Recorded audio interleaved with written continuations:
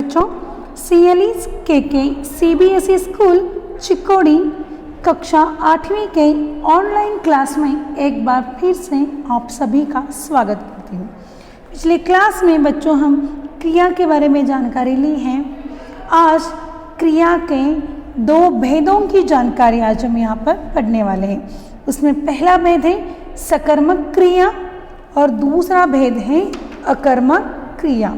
ये दोनों भेद जो हैं कर्म के आधार पर है बच्चों। किसके आधार पर? कर्म के आधार पर ये दो भेद बनाए गए हैं। ठीक है, क्रिया के कर्म के आधार पर दो भेद हैं। पहला है सकर्मक क्रिया और दूसरा है अकर्मक क्रिया। तो चलिए बच्चों, सकर्मक क्रिया क्या होती है वो देखते हैं। सकर्मक क्रिया, ठीक है, सकर्मक क्रिया क्या है, इसकी परिभाषा क्या है? सकर्मक का मतलब होता है कर्म के साथ, अर्थात जिस क्रिया का प्रभाव कर्ता पर न पड़कर कर्म पर पड़ता है तो उसे सकर्मक क्रिया कहते हैं। समझ में आया? जिस क्रिया का प्रभाव यानी कि जिस क्रिया का असर, वाक्य में जो क्रिया शब्द होता है उसका असर कर्ता पर न पड़कर कर्म पर पड़ता है, उसे हम क्या कहते हैं? सकर्मक क्रिया कहते हैं। ठीक है, फॉर एग्जाम्पल यहाँ पर देखो, वह एक पत्र लिखता है। वह एक पत्र लिखता है। क्या लिख रहा है? वह सर्वनाम है। वाक्य में प्रयुक्त क्या है? सर्वनाम है। ठीक है, वह क्या कर रहा है? पत्र लिख रहा है। लिखने की यहाँ पर क्रिया हो रही है और इस क्रिया का असर किसके ऊपर पड़ता है? पत्र के ऊपर पड़ता है ना? क्या लिख रहा है? वो पत्र लिख रहा है। समझ में आ रहा है बच्चों? वह क्या लिख रहा है? पत्र लिख रहा है, यानी कि उसका असर कर्म पर पड़ रहा है, इसीलिए इसको क्या कहते हैं? सकर्मक क्रिया कहते हैं। और भी उदाहरण देखते हैं। देखो यहाँ पर, मैं खुशी से हंसता हूँ। नीता खाना खा रही है। बच्चे जोरों से रो रहे हैं। श्याम फिल्म देख रहा है। राम आम खाता है। तुम एक किताब पढ़ते हो। अब देखिए, मैं खुशी से हंसता हूँ, हंसने की क्रिया होती है। कैसे हंसता है? खुशी से हंसता है। दूसरे वाक्य में देखिए, नीता खाना खा रही है। खाने की क्रिया हो रही है यहाँ पर। और क्या खा रही है? वो स्नैक्स खा रही है। क्या? ये वो खाना खा रही है, यानी कि उसका असर किसके ऊपर पड़ रहा है? खाने के ऊपर पड़ रहा है, यानी कि खाना जो है वो कर्म है। बच्चे जोरों से रो रहे हैं। रोने की क्रिया होती है। कैसे रो रहे हैं? जोरों से रो रहे हैं। ठीक है, श्याम फिल्म देख रहा है। देखने की क्रिया हो रही है। क्या देख रहा है? वो फिल्म देख रहा है। राम खाता है। वो क्या खाता है? आम खाता है। राम आम खाता है। समझ में आ रहा है बच्चों? और तुम एक किताब पढ़ते हो। पढ़ने की क्रिया हो रही है। कौन क्या पढ़ने की क्रिया हो रही है? किताब पढ़ने की क्रिया हो रही है, यानी कि ये क्या है? कर्म के साथ ये शब्द, ये वाक्य आए हैं, इसलिए इसको हम कहते हैं सकर्मक क्रिया। अब सकर्मक क्रिया के भी दो भेद हैं। एक है एक कर्मक क्रिया, दूसरा है द्विकर्मक क्रिया, यानी कि वाक्य में एक तो एक क्रिया, एक कर्म होता है और द्विकर्मक क्रिया में दो कर्म होते हैं। कितने कर्म होते हैं बच्चों? दो कर्म होते हैं। ठीक है, अब देखिए, एक कर्मक क्रिया के बारे में जानकारी लेते हैं। जिस क्रिया के केवल एक ही कर्म के संपूर्ण होने का, अर्थात पूरा होने का पता चलता है, उसे पूर्ण एक कर्मक क्रिया अथवा एक कर्मक क्रिया कहते हैं। यानी कि वाक्य में सिर्फ एक ही कर्म हो। समझ में आ रहा है? वाक्य में सिर्फ एक ही कर्म होता है, यानी कि वह घर जाता है। जाने की क्रिया हो रही है। कहाँ जाने की क्रिया हो रही है? घर जाने की क्रिया हो रही है। वह नाच रहा है। क्रिया नाचने की हो रही है। समझ में आ रहा है? यानी कि क्या कर रहा है? वो नाच रहा है, यानी कि यहाँ पर एक ही कर्म है। ठीक है, अब देखिए एक बार फिर से यहाँ पर वह घर जाता है, वह नाच रहा है, बंदर केला खा रहे हैं, कुत्ते भौंक रहे हैं। यहाँ पर खाने की क्रिया हो रही है, बंदर केला खा रहा है, कुत्ता क्या कर रहा है, भौंक रहा है। यानी कि उस क्रिया का असर केला, नाच, घर, भौंकना इसके ऊपर पड़ रहा है, तो इससे हम कहते हैं या एक कर्मक क्रिया। यानी कि इस वाक्य में एक ही कर्म है।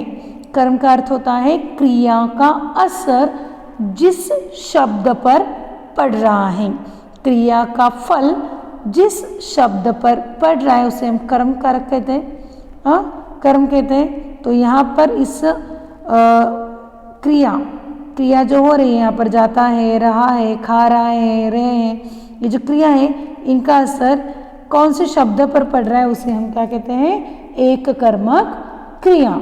अब उसी प्रकार द्विकर्मक क्रिया किसे कहते हैं? द्विकर्मक का मतलब दो कर्म होते हैं, अर्थात जिस क्रिया के साथ दो कर्मों के होने का पता चलता है उसे द्विकर्मक क्रिया कहते हैं। और इसमें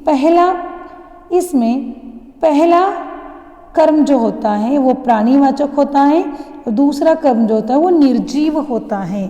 समझ में आ रहा है बच्चों आपको? पहला कर्म जो होता है वो प्राणीवाचक कर्म होता है और दूसरा कर्म जो होता है वो निर्जीव होता है। ठीक है बच्चों, यानी कि वाक्य में दो कर्म होते हैं उसे हम क्या कहते हैं, द्विकर्मक क्रिया कहते हैं। वाक्य में एक कर्म होता है तो उसे हम कहते हैं एक कर्मक क्रिया कहते हैं। ठीक है, देखिए वाक्य देखते हैं। राधा ने गरीबों को खाना खिलाया। राधा ने यहाँ पर क्या किया है, गरीबों को खाना खिलाया। अब देखो खिलाने का काम यहाँ पर हो रहा है, लेकिन क्या खिला रही है, वो खाना खिला रही है। और किसको खिला रही है, गरीबों को खिला रही है। यानी कि इस वाक्य में दो कर्म हैं।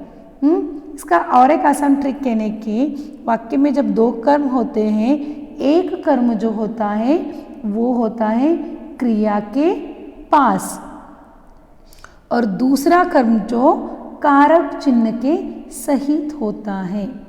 दूसरा कर्म कारक चिन्ह के सहित होता है और एक कर्म जो होता है क्रिया के पास होता है। ठीक है, अब दूसरा यहाँ देखिए उदाहरण। संतों ने सोहन को आशीर्वाद दिया। देने का काम हो रहा है, क्या देने का काम हो रहा है यहाँ पर, आशीर्वाद देने का काम हो रहा है ना। और किसने दिया है, संतों ने दिया है। किसको दिया है, सोहन को दिया है। यानी कि संतों ने आशीर्वाद दिया, एक कर्म हुआ। और दूसरा कर्म हमें यहाँ कहाँ मिलता है, किसको दिया, सोहन को दिया। समझ में आया? तीसरा उदाहरण देखिए। श्याम अपने पिता के साथ बाजार जा रहा है। श्याम क्या कर रहे हैं, अपने पिता के साथ बाजार जा रहा है। जाने की क्रिया हो रही है। कहाँ जाने की क्रिया हो रही है, बाजार जाने की क्रिया हो रही है। किसके साथ जाने की क्रिया हो रही है, पिता के साथ जाने की क्रिया हो रही है। समझ में आया? पहला एक बाजार, दूसरा है पिता। यानी कि पहली ट्रिक जो हमने देखी कि एक होता है प्राणीवाचक, दूसरा होता है निर्जीव। ठीक है, यहाँ पर पिता और बाजार, पिता प्राणीवाचक शब्द है और ये बाजार। और दूसरा ट्रिक अगर हम यूज़ करते हैं यहाँ पर, पहला जो कर्म है वो क्रिया के पास है और दूसरा कर्म जो है वो कारक चिन्ह के साथ है। ठीक है, समझ में आया? चौथा उदाहरण देखिए। पीयूष अपनी बहन के साथ सेब खा रहा है। पीयूष क्या कर रहा है, अपनी बहन के साथ सेब खा रहा है। किसके साथ, बहन के साथ। समझ में आया बच्चों आपको? हाँ, खाने की क्रिया हो रही है। क्या खाने की क्रिया हो रही है, सेब। यानी कि हमें यहाँ पर एक कर्म मिला। किसके साथ खा रहा है, बहन के साथ खा रहा है, ये दूसरा कर्म मिला। ठीक है बच्चों, सकर्मक समझ में आया आपको?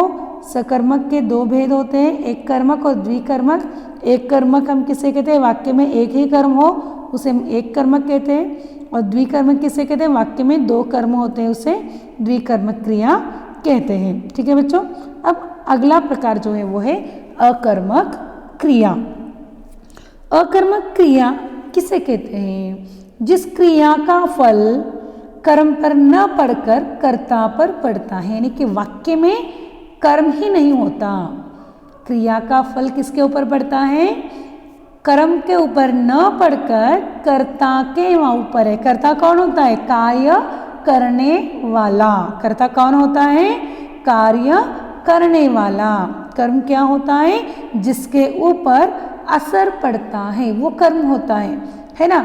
अब कार्य, अब यहाँ पर अकर्मक क्रिया किसे कहते हैं कि वो जो क्रिया का फल है वो कर्म के ऊपर न पड़कर कर्ता के ऊपर पड़ता है, उसे अकर्मक क्रिया कहते हैं। यानी कि अकर्मक क्रिया में कर्म की आवश्यकता नहीं होती।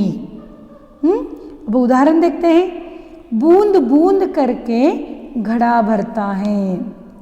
घड़ा कैसे भरता है, बूंद बूंद करके। यहाँ पर कोई भी कर्म नहीं है, या तो भरने की क्रिया यहाँ पर हो रही है, लेकिन क्या भरने की क्रिया हो रही है, घड़ा भरने की क्रिया हो रही है। मेरे हाथ खुजलाते हैं, किसके हाथ खुजलाते हैं, मेरे हाथ खुजलाते हैं। यहाँ पर कर्म नहीं है, असर, क्रिया का असर डायरेक्टली किसके ऊपर पड़ रहा है, मेरे ऊपर। लड़का सोता है, सोने की क्रिया हो रही है, क्रिया का असर लड़का यानी कि वो करता है, वो खुद काम कर रहा है वो। गाड़ी दिखाई देती है, दिखाई देने की क्रिया हो रही है, और क्या दिखाई देने की क्रिया हो रही है, गाड़ी दिखाई देने की क्रिया हो रही है। सूरज निकला, बच्चा खेलता है, राधा गाती है, वह चिल्लाता है, राम जाता है, विवेक नहाता है। इन सब वाक्यों में देखिए बच्चों, नहाता, जाता, चिल्लाता, गाती, खेलता, निकलता, दिखाई देता है, इन सबका असर डायरेक्ट उनके कर्ता के ऊपर पड़ रहा है। यानी कि गाड़ी, सूरज, बच्चा, राधा, वह, राम, विवेक, ये सब खुद काम कर रहे हैं, और उसका असर किसके ऊपर पड़ रहा है, कर्ता के ऊपर पड़ रहा है। तो यहाँ पर कर्म की कोई आवश्यकता नहीं है ना। तो ये सब वाक्य कैसे हुए, अकर्मक क्रिया के वाक्य। ठीक है बच्चों, तो आशा करती हूँ कि आपको सकर्मक और अकर्मक ये दोनों भेद समझ में आए होंगे। अगली कक्षा में हम प्रेरणार्थक क्रिया के बारे में जानकारी लेंगे बच्चों। ठीक है, अगले क्लास तक धन्यवाद।